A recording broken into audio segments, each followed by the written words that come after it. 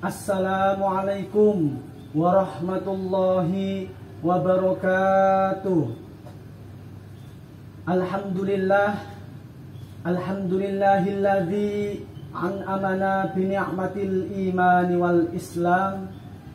Asyhadu an la ilaha illallah wa asyhadu anna Muhammadan abduhu wa rasuluh. Allahumma shalli wa sallim wa barik ala sayyidina Muhammadin wa ala alihi wa ashabihi ajma'in, amma ba'd.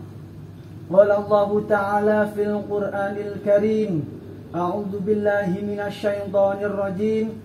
Bismillahirrahmanirrahim. Ya ayyuhalladzina amanu kutiba alaikumus syiyamu kama kutiba alal ladzina min qablikum la'allakum tattaqun. Hadirin yang dirahmati Allah Subhanahu wa taala, marilah kita senantiasa memanjatkan puji syukur kehadirat Allah Subhanahu wa taala yang telah memberikan kita nikmat, terutama nikmat sehat, nikmat sempat, dan nikmat iman serta nikmat Islam, sehingga kita dapat berjumpa di bulan suci Ramadan ini dalam keadaan sehat walafiat. Sholawat serta salam semoga tetap tercurah limpahkan kepada baginda Nabi Agung Muhammad Sallallahu Alaihi Wasallam. Beliaulah satu-satunya Nabi yang kelak akan memberikan syafaatul uzma besok di yaumul qiyamah. Mari kita sama-sama berdoa memanjatkan sholawat agar kita termasuk golongan orang-orang yang mendapat syafaatul uzma kelak di yaumul qiyamah. Biqaulina Allahumma sholli ala sayyidina Muhammad. Hadirin yang dirahmati oleh Allah Subhanahu wa taala, 10 hari kita telah berpuasa. Marilah kita sama-sama mengevaluasi apakah di bulan suci Ramadan ini ibadah kita atau kualitas ibadah kita meningkat atau bahkan sama saja dengan bulan-bulan yang lain. Untuk itu, izinkan saya menyampaikan beberapa materi tentang sunnah-sunnah berpuasa di bulan suci Ramadan. Sunnah yang pertama yaitu Rasulullah menganjurkan kita untuk menyegerakan berbuka puasa. Rasulullah Shallallahu Alaihi Wasallam ketika sudah mendengar suara azan, ketika sudah mendengar kumandang azan, atau ketika Rasulullah sudah menyaksikan ghurubus syams atau terbenamnya matahari, maka Rasulullah segera berbuka puasa, tidak melaksanakan sholat maghrib terlebih dahulu. Oleh karena itu, kita sebagai umatnya wajib meniru Rasulullah Sallallahu Alaihi Wasallam bagaimana Rasulullah Sallallahu Alaihi Wasallam berbuka puasa.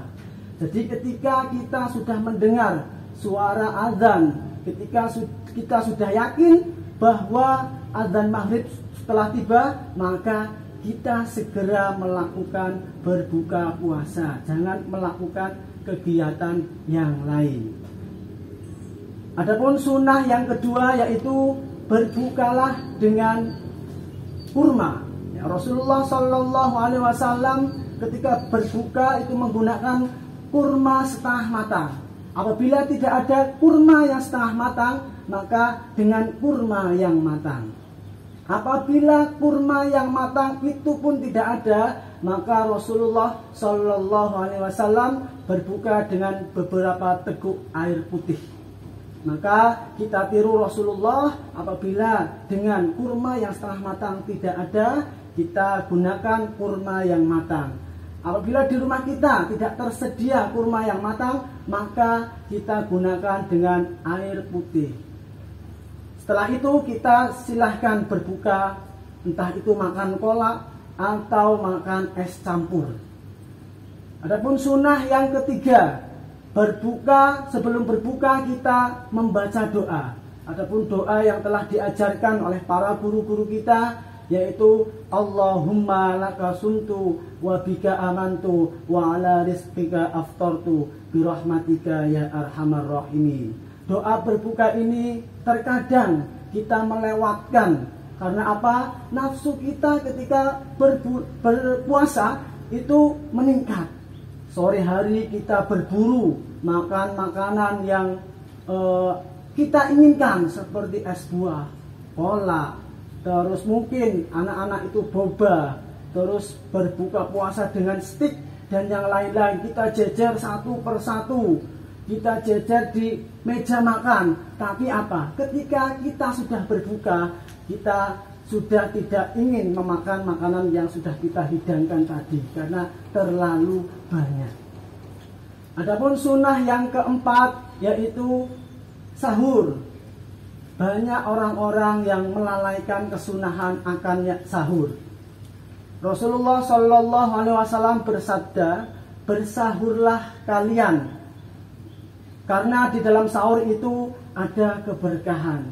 Jadi walaupun kita sebelum tidur sudah makan ataupun sebelum tidur kita sudah merasa kenyang, tapi kita disunnahkan oleh Rasulullah Shallallahu Alaihi Wasallam untuk bangun walaupun dengan seteguk air putih.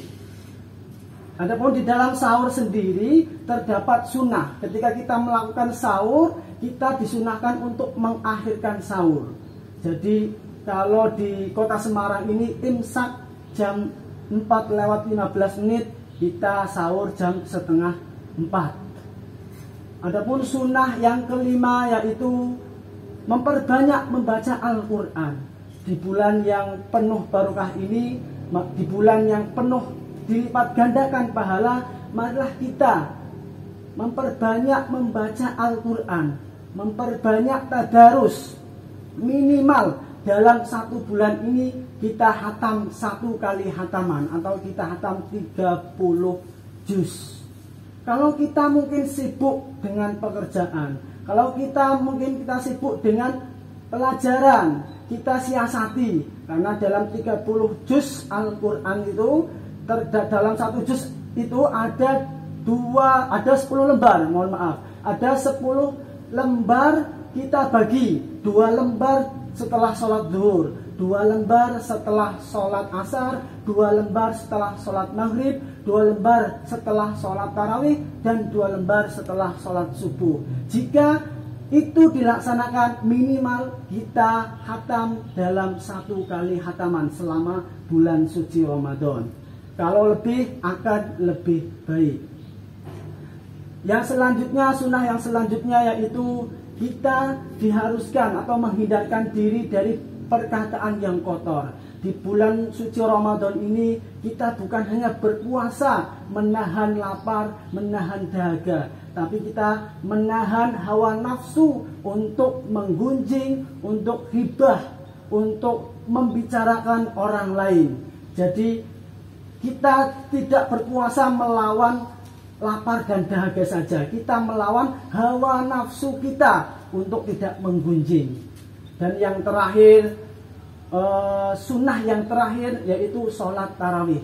Mari sama-sama kita jangan meninggalkan sholat tarawih. Walaupun sholat tarawih ini hukumnya sunnah, sunnah ini jika dilakukan akan mendapat pahala, dan jika ditinggalkan tidak mendapat apa-apa. Akan tetapi sholat tarawih ini adalah sholat yang spesial ada di bulan suci Ramadan. Maka hadirin yang dirahmati oleh Allah, jangan meninggalkan sholat tarawih. Demikianlah sunnah-sunnah yang dapat saya sampaikan. Sebenarnya banyak sekali sunnah-sunnah yang dapat kita lakukan selama bulan suci Ramadan. Mungkin ada sholat duha, sholat tahajud, dan sholat-sholat sunnah yang lain. Rasulullah Shallallahu Alaihi Wasallam bersabda, "Man shoma Ramadana imanan wahtisaban, ghufira lahu ma taqaddama min dzambi."